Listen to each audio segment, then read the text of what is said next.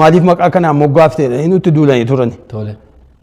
Maaliif maqaa kanaan moggaasuu dandeesse maqaan baay'een waan biraa hoo jira. Seenaa ta'e hamma gochuu dandeenyutti gooneerra yeroo isaatti. Yeroo Gadaa Baandiin dhufee jalqabe yeroo cimina wayyaaneen waan tokkorraa iyyuu hin deebine. Namni lama sadii ta'e wal bukkee dhaabate haasa'uu yeroo hin dandeenye. Sana jalqabuu danda'an. Meeshaan gahaa jira. Dhaabni fidee itti fayyadamaa turanii hin jalqabnaa fidi rakkinni hin jiru waan dhufu inuma fudhannaa achi waan gochuu dandeenya. Nama ispoonsarii godhan dhabanii jedhe ani ispoonsarii godha itti fufaan jedheen maaliif ni wajjin hojjettu jedhe maali hojii isinima wajjin hojjetaa jira anooti gibira kafalaa jira anoo isinima wajjin hojjetaa jira isiniin ala miti. Maali kun gaaffii maalii qaba tasfaa'uun camadaa jiru isaanii ijoollee warra Keeniyaadhaa qabamee dhufe mana hidhaa yeroo dheeraadhaaf turanii isaanitti nu dabalanii nu hidhan egaa nuyi baay'eedha gara nama faayilii sanarraa gara nama 16ti. Maanni na qabuu fi ragaa qabduu hin jedhan ragaa mana murtii qabduu na qabuu fi kana ilaaluu danda'u hin jedhan ani egaan akka inni hidhamu gatiin barree fi yeruma sanani isinimatu naa baatee deema firaashii koos birdilibsii koos ansoolaa koos jedhee mana hidhaa keessa ta'anii warri qe'ee isaaniitti mana ijaarratan jiru. Amma isa booddee ergiin wanni ta'e bira ga'e booddeen maaliif kan hojjetanii jedhan maaliif teessanii of ilaaltu. Jabanaa Haayile Sillaaseetii ka'e Haayile Sillaaseetii hidhameera.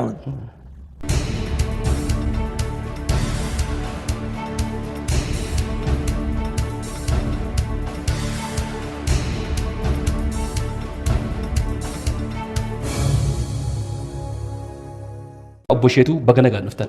Baga nagaan na eedan. Akkamis nagaa keessan? Nagaadha baay'ee nagaa kooti rabbiin gaan nagaa. Maatiin? Maatiin hundinuu nagaadha. Obbo Sheetuun daldalatti bara meeqa keessa kan galtan? Daldalatti kan hin gale bara 1963. Magaalaa Laqamteetti. Dhaloonni koos naannoo sanaa magaaluma Laqamtee keessa iddoo naannoo Dargee jedhamudha. Magaalaadhuma Laqamtee keessa. Bizineesii isin jalqaba eegaltan maal ture? Bizineesiin jalqaba galee manuma shaqaxaati suuqii. Achirraa mana hidhaa galtan? Ergini amma murtaa'e hojjedhe booddeedha.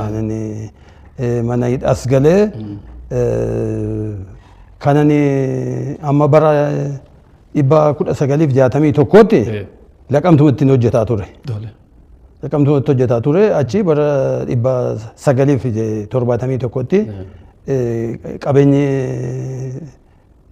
sababii qabaleetiin saamamee naannoo sana jiraachuu gatii hin dandeenye Finfinneetti hin galle. Barri isin Naqamteetti mana hidhaa turtan sun bara Nugusee Faantaati? Eeyyee bara Nugusee Faantaati. Yeroo namooti keenya baay'een immoo sana keessa mana hidhaa turan. Bara Nugusee Faantaati. Achirraa Finfinneetti baqattan?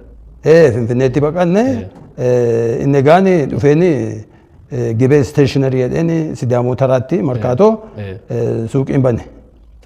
Suuqii Stationery hin bane achi nagadaan ture. Achi na duukaa bu'anii ammas bara 1975 mana hidhaatti na darbatanii. Ammas deebistanii mana hidhaa galtan? Amma deebi'ee mana hidhaa galee achi suuqii yeroo sana hin gurgurama ture. Suuqii binneetti galle. Qulfii bitaniitti? Qulfii isaadhaan binneetti galle otuu haala isaa xumurree maqaa keenyatti naannessin nan hidhame sababii sanaatti saamanii fudhatanii. Meeshaan keessan akkasii? Meeshaan achi nu baasanii yeroo ni kamuu hin jiru. Meeshaan qabeenyi keessan? Qabeenyi hin jiru bakka isa booddee maal gochuun narra jira kan jedhu yeroo sana investmentiin hin kennama ture yeroo sana ayyamamee ture. Qiix ikonoomii jedhanii. Bara dargii keessa? Bara dargii keessa qiix ikonoomii jedhanii hoteelaa fi waan adda addaatii fi lafa hin kennu turani. Maaliif lafa sana fudhadhee hoteela hin ijaaru jedheen lafa sana naa kennani. Lafa hawwii hoteelaa? Lafa hawwii irratti ijaare sana lafa sana fudhadhe. Lafa sana fudhadheen horii isheen harka jirtuu fi baankii misoomaatis fudhadheen isa ijaare achitti bara 1985 jalqabne. Fooqii sana kan ijaare isinuma hawwii hoteelii? Anumatti ijaare. Lafti naa kenname ani ijaare mo'anaadha. Maqaa hawwiitiin moggaaftan? Maquma hawwiitiin moggaafne. Hawwiin maqaa ijoollee keessan keessa jiru moo akkasumatti? Lakki fedhiidhumaan kan ka'edha malee. Malee maqaa ijoollee. Hawwiidhuma qabu agarsiisuudhumaa fi sana godhee malee waan gara biraati. Yeroo sana keessa hawwii waan jedhuuf nuti maqaa ijoollee keessanitti hin hawwita gaa waan baay'ee hawwita. Hawwii sana bira gahuudhaaf immoo waa tokko jechuu gochuu sirra jira gatii kanaatiif maqaa hoteela sanaa. Hoteelli maqaa Oromootiin moggaafame yeroo sana keessa kanuma keessa kanuma kooti isa iyyuu yeroo sana maaliif maqaa kanaan moggaaftedha nutti duulanii turani. Maaliif maqaa kanaan moggaasuu dandeesse maqaan baay'een waan biraa hoo jira. Maaf kana jenna kuni maqaa gatii ta'ee fi maqaa ni barbaadu moo gatii ta'ee fi sana gochuu danda'eera. Bara meeqa keessa kun kan hawwiin kana? 85. 85 keessa. Akkuma jalqabdaniin afaanuma Oromootiin afaanuma Oromootiin jalqabame inni. Hawwiidhuma jedhamee jalqabame. Sana booda deemee bara wayyaanee keessa immoo achi keessatti sagantaa adda addaa immoo qophaa'utti ka'e. Egaan inni bara 1986 jalqabatti masqalaan jalqabne. Achitti masqala gubaa. Isa fuuldura baandii yeroo dhaabni bittinnaa'ee deemu maal gochuutu wayyaa jedhee dhaabaa wayyeessaa dhufee na gaafate. Obbo Dhaabaa Wayyeessaa VOA Afaan Oromoo? Dhufee maal gochuu wayyaa baandiin diigamee waa'een Oromummaan gargar faca'aa jira. Attami nu wayyaa. Baandiinis diigamuu isaati. Gargar citee hafaa. Utuu inni gargar hin citin immoo maal gochuun nurra jira jedheen siin mari'achuudhaan dhufeedha. Egaan nuyi maalummaa keenyaafis gochuudhumatu nurra jira. Gatii kanaatiif gargar citee immoo yeroo dheeraa fudhatee wayi iddootti deebi'a wayi iddootti hin deebi'u. Utuu inni gargar hin citin ammuma gudunfuu keenya wayyaa. Ijoollee ammoo walitti qabu. Ijoollee walitti qabne meeshaan gahaa jira. Dhaabni fidee itti fayyadamaa turanii. Gahaa jira isa hin jalqabna fidi rakkinni hin jiru waan dhufu inuma fudhannaa achi waan gochuu dandeenya. Aarsaa dhufe hundumaa. Aarsaa dhufe hundumaa inuma fudhannaa fuulduratti deemsisuudhumatu nurra jira jedheen isa wajjin mari'annee isa wajjin xumurree meeshaa hin fidanii dura bu'ee haayiluu kitaabaa godhe kanaanii achitti gadaa baandii dhufee jalqabne. Jalqaba yeroo jalqabnu nama murtaa'e nama 15 waan akkasii achi irraa jalaan kan inni yeroo amma nuyi sana jalqabne sana jabana sana keessa namni 2-3 ta'ellee wal bira dhaabatee haasawuu hin danda'u ture. Barahamaa ture nuyi garuu ittuma galle gargaarsa waaqayyootiin immoo hamma gudunfuu dandeenyeera. Achitti bakki sun hoteelli keessan egaa daawwattoota keenya baay'een isaanii ni beeku. Hawwiin hoteeliin seenaa guddaa hojjeteera. Bakka Oromoon itti wal ga'u ture. Bakka artistoota itti ka'an ture. Artistoota iddoo adda addaa irraa Wallagga irraa Harargee irraa Arsii irraa baqatanii dhufan achitti kan wal ga'aa turan. Yeroo sana keessa egaa gubaa erga jalqabdanii booddee baandiin gadaa osoo iyyama mataa isaanii hin argatin dura hawwiidhaan iyyuu kan iyyama argatan. Yeroo sana hayyama mataa isaanii eessatti hin arganne. Iddootti shaakalanis hin arganne hayyamas hin arganne. Hawwiitti shaakala godhu hayyamas maqaa hawwiitti baafne.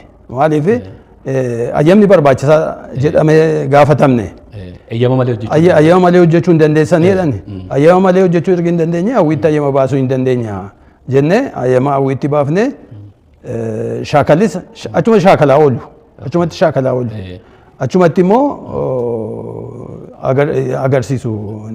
Anu dhufaan ture bara sana keessa.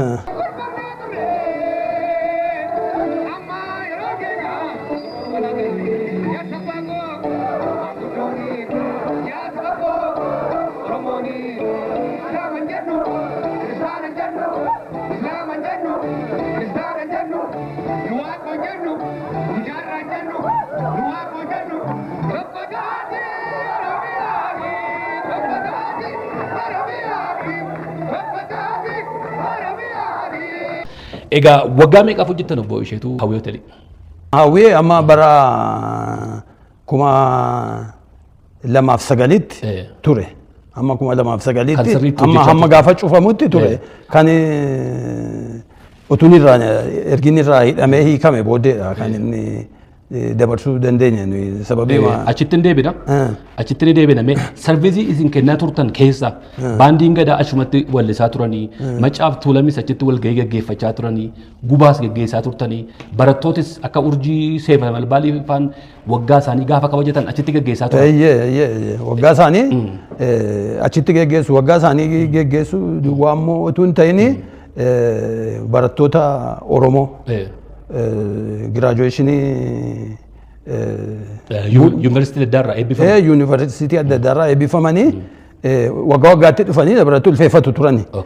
Garuu gaafa barruulee isaanii afaan Oromootiin baafachuu jalqabanii iddoon qabnu isinii fedhan qobaatti gargar ba'anii ijoolleen Oromoo kan ta'an duwwaanii barruulee qopheeffatanii graduation bullate nuyi asitti iddoon qabnu isinii fedhanii dhowwatani maal wayyaa jedhanii dhufanii na mari'atanii waan tokko waan rakkinni hin jiru kottaa jaarsolii afirradhaati asitti sagantaa keessan geggeessuu hin dandeessu jedhanii waggaa lama ijoolleen yuunivarsiitii Oromoo waggaa lama ergiina biratti eebbifamanii booddee galmii ayyamameef waggaa lama booddee.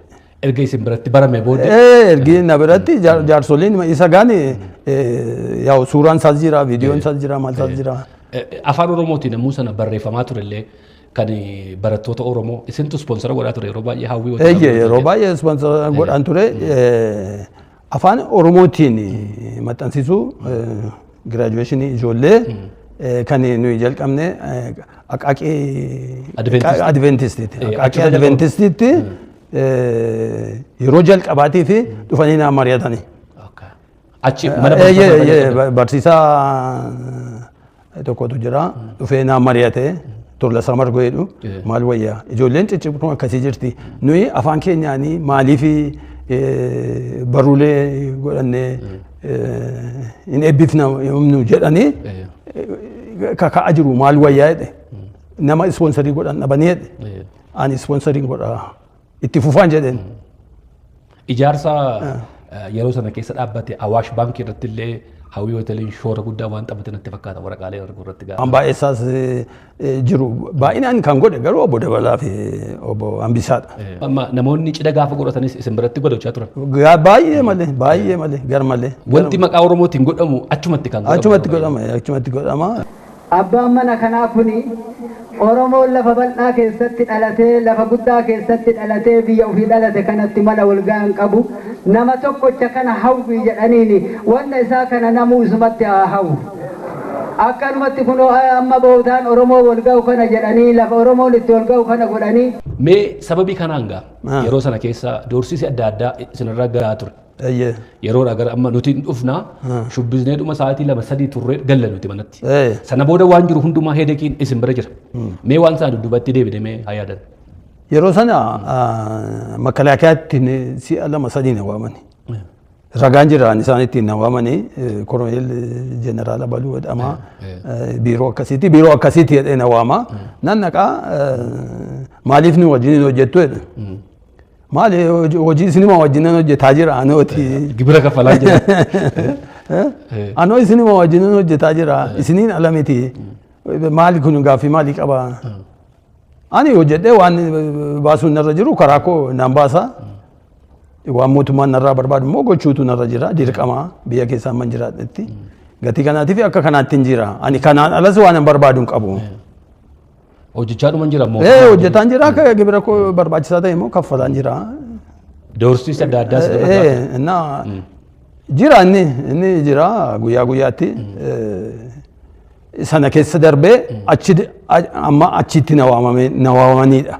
Biirootti malee inni dhufanii ta'anii haasaa oolanii maal jedhanii maaliif kana goota maaliif kana jette inni jedhamu baay'ee jira. Sana booda gaasanii qabamtanii mana hidhaa galtan isa dhuma.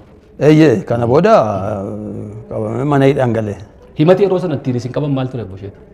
Himata yeroo sana egaan shoror keessaa jedhanii. Eenyu fa'aa wajjin ture galma eenyu jiran? Kan wanni Faantaawun Camadaa. Tasfaawun Camadaa jiru isaanii ijoollee warra Keeniyaadha qabamee dhufe mana hidhaa yeroo dheeraadhaaf turanii isaanitti nu dabalanii nu hidhan egaa nuyi baay'eedha gara nama faayilii sanarra gara nama 16ti. Achumaa dhufanii isin qaban hoteela hawwiiti? hoteelli maawwiitii dhufanii na qabanii yeroo gaan dhufanii 2001 xirri maal keessa ganama waan biiroo keessatti dhufanii masmarii silkii masmarii maali ijoollee taa'aa jedhanii hin teessisanii silkii hin ciranii maali anoos hin biran jira anaan barbaadu taanaan anaan maaliif silkiin maaliif cirtu kunoo qabeenya mootummaati. Maazooriyaa jira yeroo sana immoo bilbila maazooriyaa qaba santarii isaa dismantilii godhanii haadhuma isaa dhufanii. Maal anoos hin bira jira maal kunoo taa'eettan taa'eera. Isa kana ciruu maalti sin geesse? Kuni qabeenya mootummaati. Xiyyeeffannoodhumaan guddaa Oromoo salphisuudhuma guyyaa saafaa lafachi keessanitti waan godhan. Maanni na qabuu fi ragaa qabduu hin jedhan. Ragaa mana murtii qabduu na qabuu fi kana ilaaluu danda'u hin jedhan. Kanaatiin nu gaafachuu hin dandeessu jedhan.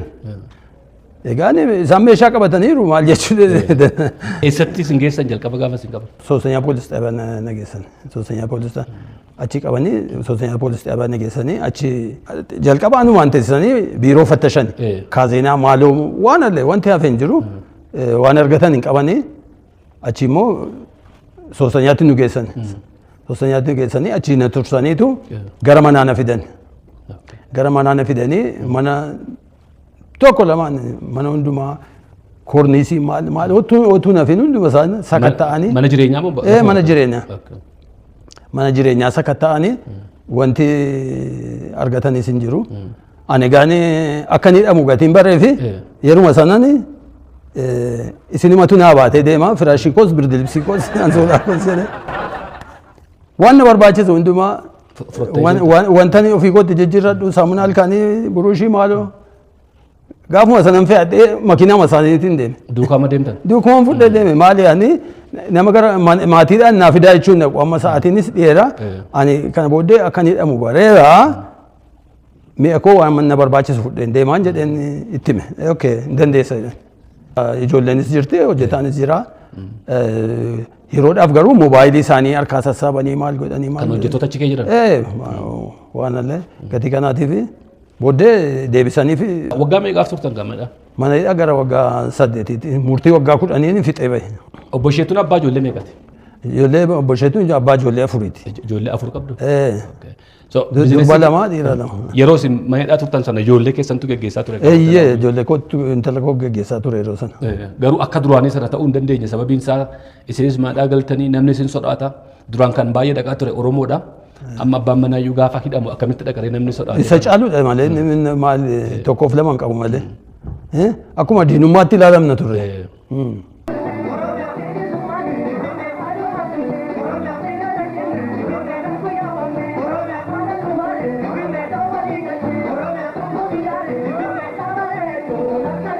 Achirraa waggaa 8 murtanii baatan? Murtii waggaa 10 fixeen bahe. Mana hidhaa keessattis hojii gurguddaa hojjettanii namootas isin gaggaafachaa ture mana hidhaa keessatti akkaataan isin namootatti barsiistanii waraqaa tokkotu waa'ee keessan barreeffamee jira. Waraqaa sana irratti namoonni isin jaallachuurraan kan ka'e achi keessatti gurbaa tokkotu barreesse hidhamuu kootti baay'een gammadaa nama akka obbo Isheetuu isin akka keessanii wajjin wal baruu kootteedha. Amala maalitti mul'isaa turtan namoota kanatti namni baay'ee gara nama 100 oli kan isinii barreesse namoota hundi isaanii waan irraa baradhee abdiin irraa horadhee mana hidhaa keessatti ifaa anaaf ta'anii kan jedhanii fa'aa isinii barreessantu jira. Maal fakkaata ture manni hidhaa jalqaba gaafa galtan? Manni hidhaa jalqaba yeroo gallu ajaa'uma isaatiif hollixuu hin dandeessu. Iddoon hirriba isaa gadi baatee iddoo teessuu hin qabdu. Manni fincaanii isaa durii mana hidhaa jechaan mana itti namni makaraa isaa waan allee injiraan isaa waan allee waan baay'ee jira argite. Jaasaa utaalloon nurraa fagaachuu dide mooraan sun maal goonee ji'a ergi keessa barree booddee warra bulchiisaatii wajjin ergi walitti dhiyaate booddee bulchiisa ani zoonii sana bushu jira. Hidhamauma keessaa an filatame. Karchallee dhabni bakki isaa? Karchallee dhabni? Karchallee. Karchallee isuma qaalitti isa wajjin mari'adhe nuyi amma dooktoriin as keessa jira, maandiisi jira, gimbanyaan jira, anaatsiin jira, wanti dhabame hin jiru. Mooraa kana baay'ifne bareechine itti jiraachuu hin dandeenya. Horii immoo mootummaa gaafanna miti. Horii mataa keenyaatiin hojjenna. Isin bira hayyamuu bichaa barbaannan jedhan. Jennaan zoonta xarii isa bulchiisa nan gaafadhaa jedhe. Isa wajjin dhaqee mari'atee yaada akkasii jira maal wayyaa jedhe. Yaada akkasii yaada qajeelaadha. Isaan wanta nu gaafatan hin qaban taanaan wanti nu isin gaafannu akkuma isin qodaa nu gashitan duwwaadha. Meeshaa alaa. Meeshaa alaa dhufu akkasin nu gashitan malee waan biraa isin irraa barbaannu jenne hin gaafate hin ayyame mana nama 5 walitti gurmeessine iddoo zoonta xariin sun jirutti nama 5 mana tokko keessa filalchiifne isa booddee ergi ayyamame booddee galaatii manatti maa jenneen warra 5 sanaan. Yaada manni yaadattamii qaba kan jedhu isaan immoo galanii mari'atanii kun waan guddaadha malee namni gaarii jibbu maaltu jira jedhanii yeruma sana gara jiruutti gallee komitee mana filannee jiru isaatti horii walitti buusaa innee halkan tokkotti gara birrii 16,000 arganne. Birrii 16,000 kan bara sana. Yaa'u hidhamaarraa birrii 16,000 arganne. Nu olleen bullee maandiisonni jiru maandiisotaan axanaadha. Waan meeshaa waan barbaachisu immoo binnee gashinaa horiin argameera inni meeshaa binnee gashinee hin argame jiruutti galle. Jiruutti galle iddoo duraan dursine iddoo hidhamaan gadi taa'ee gadi bahee taa'uu danda'u. Waan tokko iddoon taa'an hin jiru ture. Isa bilookeetii binnee mana jala naannessine hojjenne bakkee keessatti immoo iddoo bashannanaa hojjenne achi dirree kubbaa hojjenne. Dirree kubbaa akka gaariitti konkiriitiidhaan goone dirree itti bashannanuu dandeenyu teenisiin jira haasaa adda addaa jira.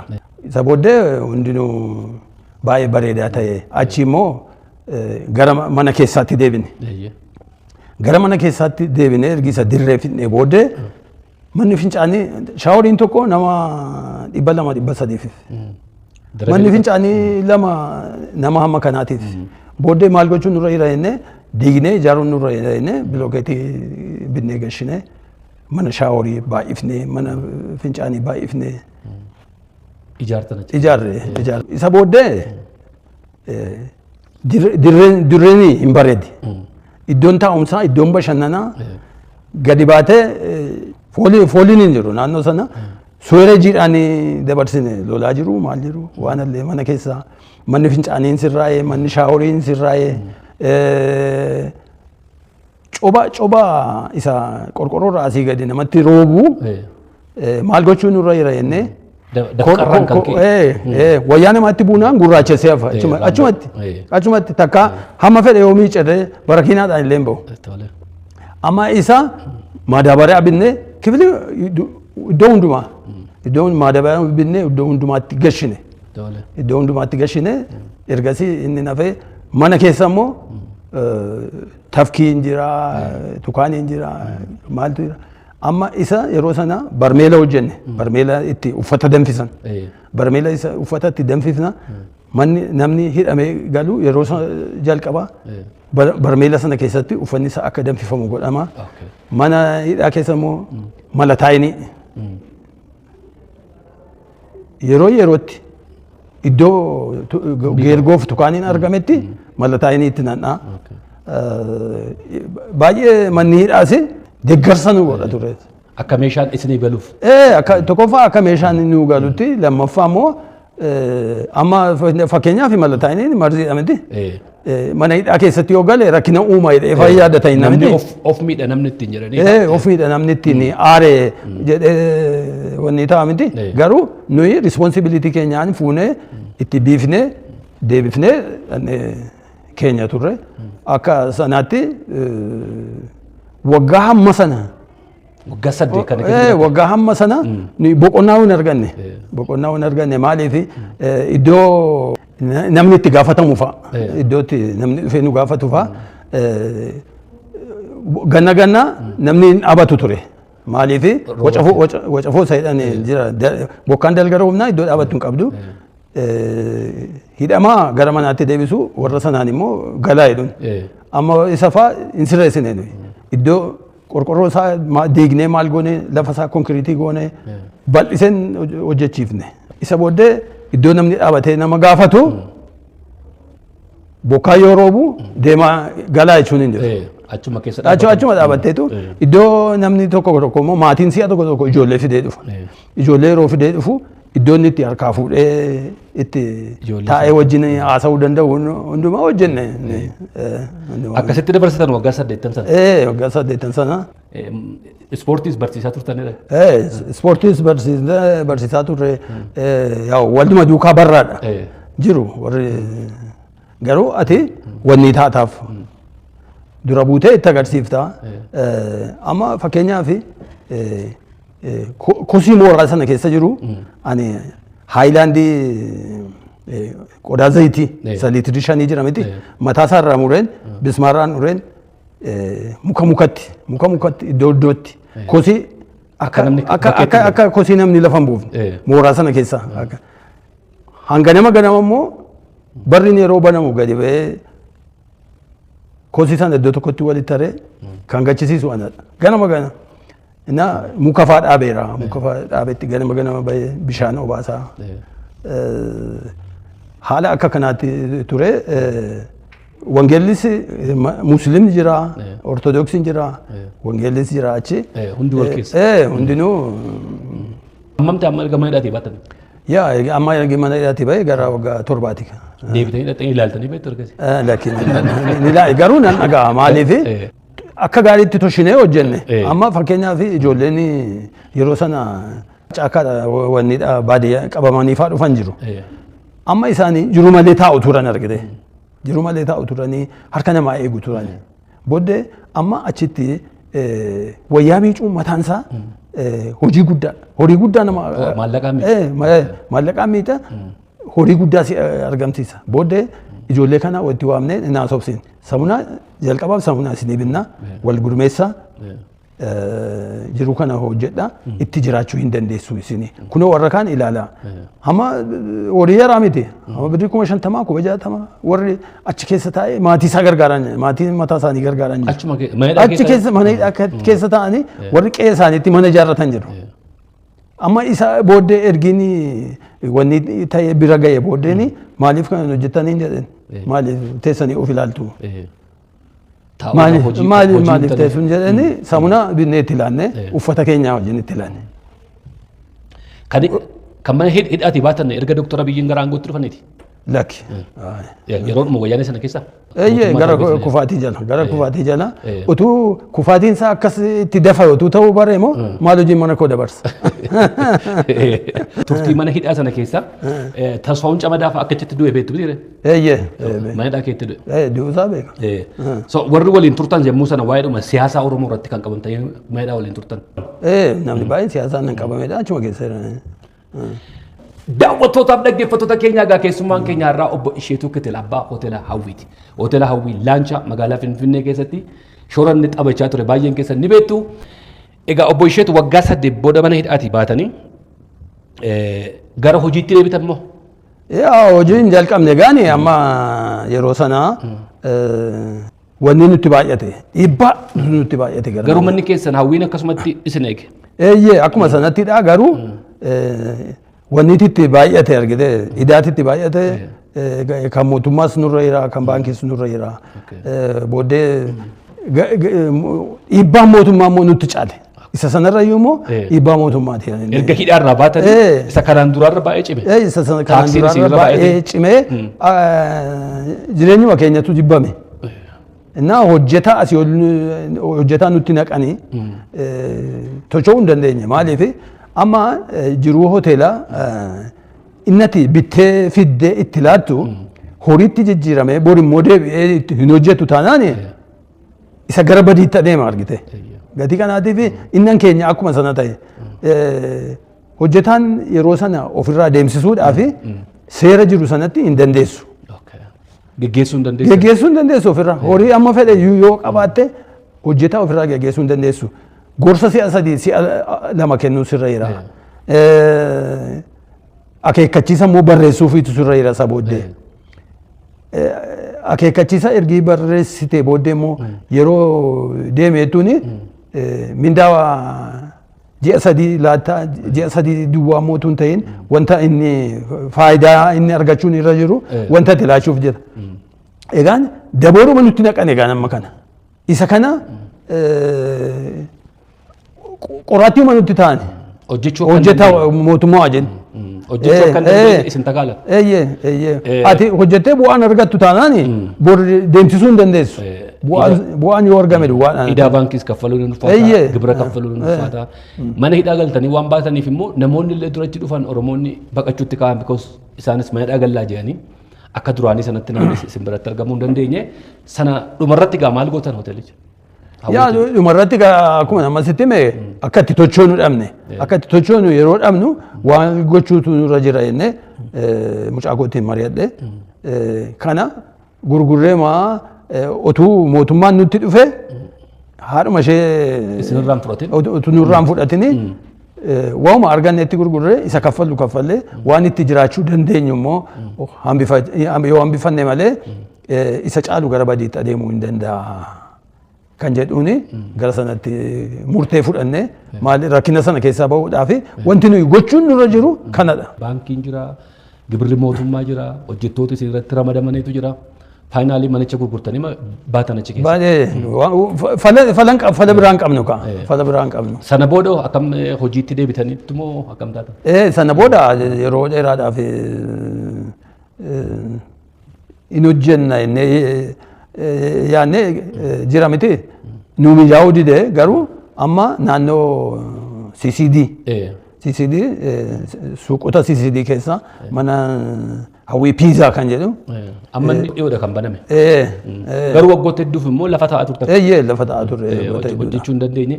Mooraaliinis jira mana waggaa sadii ba'anii aarsaa kaffalanii hoteelli hamma naga'u sun maqaa Oromootiin dhaabbatee Oromoo walitti qabaa sun isin mitiiti nuuniyyuu nu gaddisiisa waan baay'ee itti yaadanna waan ta'eef jechuukooti. Egaa obbo Isheetu amma erga jijjiiramni kun dhufe namoonni baay'een illee isin gaafatu obbo Isheetu bakka duritti deebi'uu qabu jedhee qaamni isin quunname jira. Jabaadhu maal si gargaaru warreedhaan baay'ee jiru. Egaani qindeessinee ittiin adeemne malee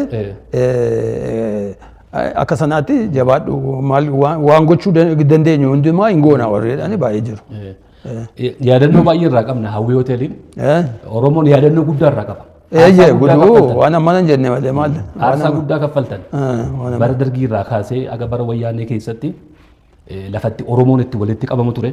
Sana booddee isinis mana galtanii jireenyi keessan kana ta'e mee gara fuula duraatti uummanni Oromoos ta'e miti mootummaan maaliin yoo isin cinaa dhaabbatanii isin gammachiisa.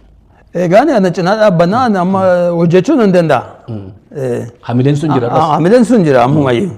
Hamileen sun jira. Hin dulloomne mini. Illaattan harka. Yoo isin cinaa nan fakkaadha.